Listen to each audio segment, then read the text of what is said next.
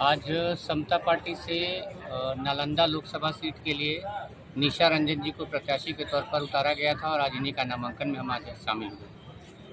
Sir, किन किन मुद्दाओं को लेकर आज नालंदा लोकसभा चुनाव में? मैं नालंदा लोकसभा पर्टिकुलर की मैं बात नहीं कर रहा, मैं पूरे बिहार प्रदेश की बात कर रहा हूँ। बिहार जो है उसका खुद का गौरवशाली इतिहास रहा है और विगत 40 वर्षों में अगर 20 साल का लालू प्रसाद नीतीश कुमार जी का शासनकाल देख लिया जाए और 15 वर्षों का आदरणीय पूर्व मुख्यमंत्री लालू प्रसाद यादव और उनकी धर्मपत्नी राबड़ी देवी का अगर कार्यकाल देख लिया जाए तो इन्होंने दोनों मिल कर के ही बिहार का बेड़ा गर्क करके रखा। एक समय था जब यहाँ पे राजेंद्र प्रसाद जैसे व्यक्तित्व का लोग हुआ करते थे और आज कहाँ से कहाँ ये बिहार को उन्होंने धरातल में रसातल में धकेलने का प्रयास किया है, कार्य किया है इन लोगों ने। बिहार को शिक्षा की ज़रूरत थी, इन्होंने शिक्षा के स्तर को गिरा दिया। रोज़गार की आवश्यकता थी, रोज़गार मुहैया नहीं कराया। जो इंडस्ट्रियल एरियाज़ थे उनको भी इन्होंने बंद करा दिया पूरी प्रॉपर तरीके से। आजकल जो लोग हैं यहाँ पे वो पलायन करने को मजबूर हैं और बिहार में पलायन भी एक बहुत बड़ा मुद्दा है। उसके बाद है स्वास्थ्य का जो मुद्दा है हमारा। बिहार जो है स्वास्थ्य के मुद्दों पर बहुत पीछे है। हॉस्पिटल्स में आप जाएंगे तो दवाओं की कमी है, एम्बुलेंस की कमी है, डॉक्टर्स की कमी है। ये सारी जो कमियां हैं हम लोग प्रयास करेंगे कि जब भी हमारी हम सत्ता में आते हैं तो इन सारे कमियों को जो है पूरा करने का पूरी तरीके से प्रयास करेंगे, क्योंकि सरकार की तरफ से ऐसा लगता है कि प्रयास ही नहीं किया जा रहा है। स्थिर पड़ी हुई है सरकार, कभी इस गठबंधन में कभी उस गठबंधन में। पिछले 5 वर्षों 7 वर्षों में नीतीश कुमार ने कार्य के नाम पर कुछ भी नहीं किया, सिर्फ सड़कों का जाल जो बिछाया है।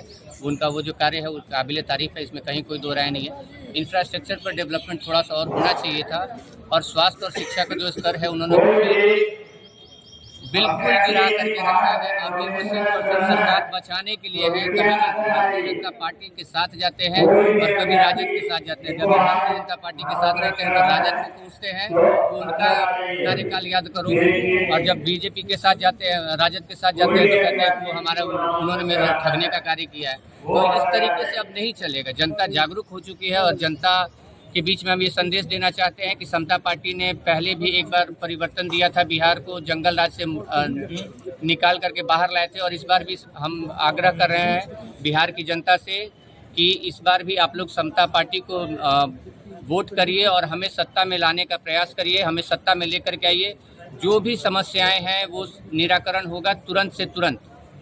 क्या लगता है कि नीतीश कुमार के गृह जिला में आप सिंहमारी कर सकते हैं?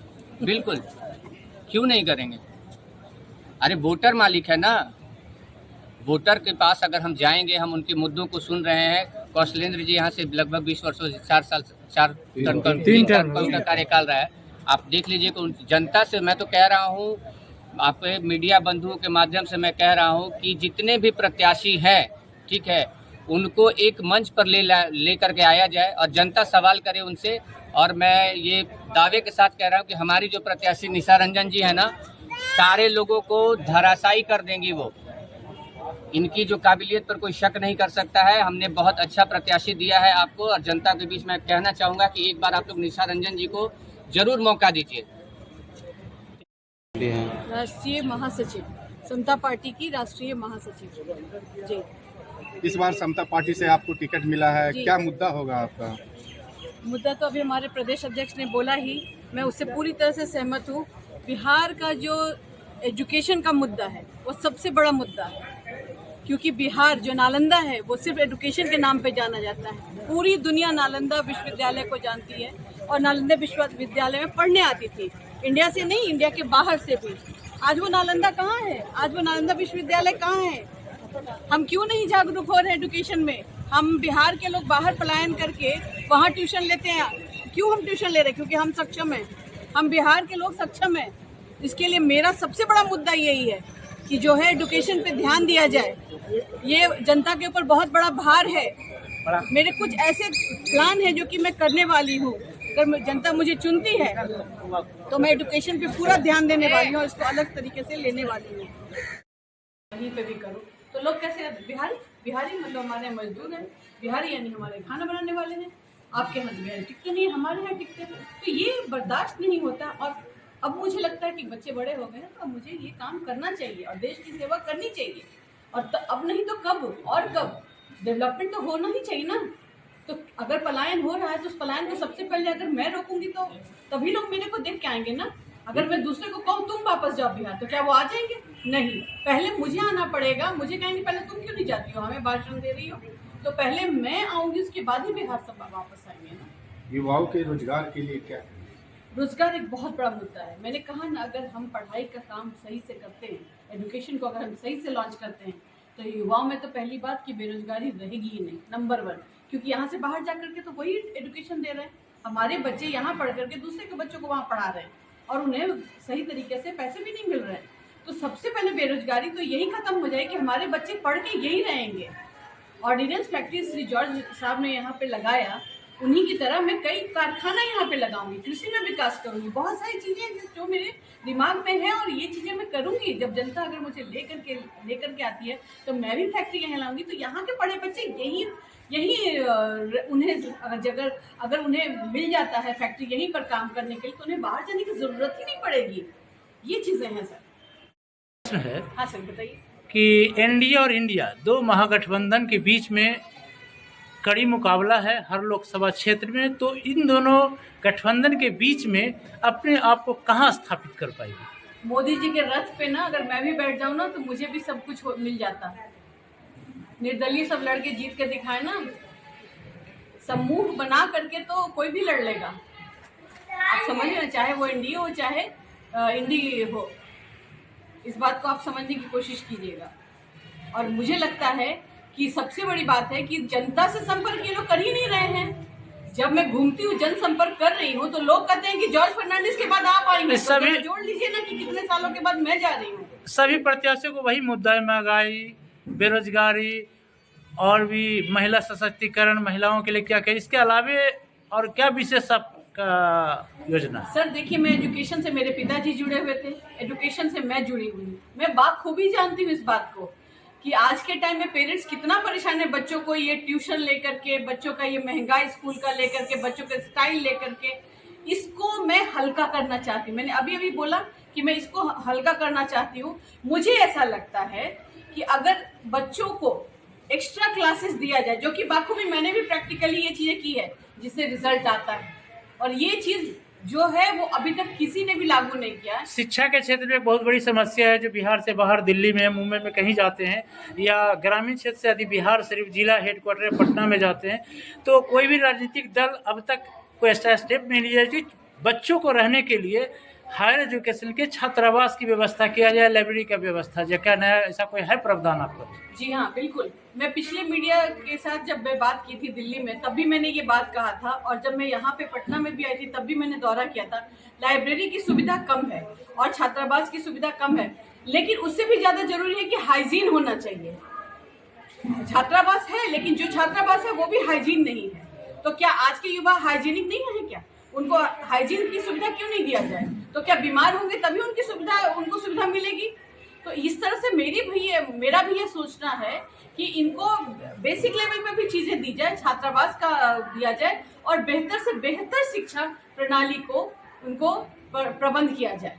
सभी सेक्टर में आप सुविधा तो देते हैं, आप लोग राजनेता हैं, सभी लोग देते हैं, हारे या जीते जो भी वादा तो करते हैं, लेकिन सभी कौम के लिए करते हैं। एक पत्रकार एक ऐसा कौम है, इसके लिए क्या व्यवस्था आप लोग करते हैं? पत्रकार के लिए इसमें आप लोग बताइए मुद्दा क्या है, देखा जाएगा। नहीं, आप बताइए क्या सुविधा दे सकते हैं निर्वाचित होने के बाद? देखिए, पत्रकार पर ऐसा भी होता है मैडम, यदि सच्चाई दिखाया जाए तो उन पर हत्या का भी कोशिश किया जाता है, या फिर उनके साथ बहुत सारा घटना होता है। तो उस आधार पे क्या कीजिएगा मैडम, यदि किसी तरह का कोई दुर्घटना पत्रकार लोग के साथ होता है तो उस पर क्या रहेगा आपका प्रतिक्रिया? पूरी कोशिश होगी कि आप लोगों की मदद किया जाए। अगर मैं सत्ता में आती हूँ तो आप लोग की बात सुनेंगे, और पूरी कोशिश होगी कि हम मिल करके कोई रास्ता निकालेंगे। क्योंकि आज का जो ज़माना है ना, मीडियाक्रेसी का ज़माना है, और मीडिया को नेग्लेक्ट करके कोई भी आगे नहीं बढ़ सकता। ये तो मेरा सोचना है। तो मीडियाक्रेसी को बिना नेग्लेक्ट किए मैं कोशिश करूँगी कि हम सब बैठ करके कोई हल निकालें सब राष्ट्र के लिए। सबसे पहले तो आपको समता पार्टी से महिला के रूप में बनाया गया है, जी तो महिलाओं के साथ बहुत उत्पीड़न होता है। जी। न थाना सुना जाता है न कहीं सुना जाता है, उस पर आप क्या निर्णय लेना चाहते हैं? अभी जैसा कि मैंने बोला ना कि महिलाओं को बहुत तकलीफ है, असुरक्षा फील करती हैं। जी। उस कंडीशन में मैंने बोला ना अभी कि महिलाओं का ये जो दुख है वो मेरे से देखा नहीं जा रहा है। और कितने साल महिला बर्दाश्त करेंगी ये सब चीज? सबसे ज्यादा बिजी कौन है? महिलाएं बिजी, घर भी संभालना है, बाहर भी संभालना है, बच्चों को भी सही एजुकेशन देना है, टाइम पे स्कूल भी पहुंचाना। त्याग कौन कर रहा है? महिलाएं त्याग कर रही हैं और उनको ही हीमोग्लोबिन की कमी हो रही है, एनर्जी है नहीं, और ग्लूकोन डी पियो, ये पियो तो फिर उनको शुगर भी हो जाता है बहुत सारा। तो फिर महिलाएं तो हैं जो कि सबसे ज्यादा तकलीफ में है, तो उनको कौन देख रहा है? मेरा सवाल भी यही है। लेकिन इसीलिए मैंने सोचा है कि अगर मैं महिलाओं के लिए कुछ करती हूँ तो ऑफ कोर्स सबसे बड़ी बात तो है कि महिलाएं आती ही नहीं हैं काम करने के लिए, नंबर 1। नंबर 2, आप देखो प्रत्याशी में बहुत कम महिलाएं हैं। अगर देश को आगे बढ़ाना है तो महिलाओं को आगे आना चाहिए, नौकरी में आना चाहिए, और मुद्रा में भी डेवलपमेंट होगा इससे। घर में अगर एक आदमी काम कर रहा है तो इतना पैसा आ रहा है, अगर 2 आदमी आ रहे हैं तो घर बेहतर तरीके से चलता है। तो महिलाएं बहुत इंपॉर्टेंट है, she is the backbone of the family. तो वो बहुत जरूरी है कि सबसे पहले मैं महिलाओं को विनती करूंगी कि वो आगे आए, अपने आप को सही एजुकेशन, माता पिता को कहूंगी कि अपनी बेटियों को पढ़ाएं और आगे लाएं, क्योंकि उनके ऊपर बहुत बड़ा राष्ट्र का भविष्य है टिका। और अगर मैं बनती हूँ, अगर मैंने जैसा भी कहा, अगर जनता ने मुझे चुना और मैं बनी, तो मैं सबसे पहले महिलाओं के लिए थाना में जो मैंने बताया कि एक प्रबंध करूंगी जिसमें उन्हें गाइड किया जाएगा, निःशुल्क गाइड किया जाएगा कि अगर उनके साथ कोई क्राइम होता है तो हमारे अटॉर्नी, हमारे वकील उन्हें गाइड करेंगे मुफ्त कि किस तरह से उसको आगे मदद मिले और किस तरह से वो सुरक्षित होकर के आगे अपना बिना भय मुक्त होकर के वो अपनी बातों को आगे रखें और अपने न्याय की तरफ अग्रसर हों।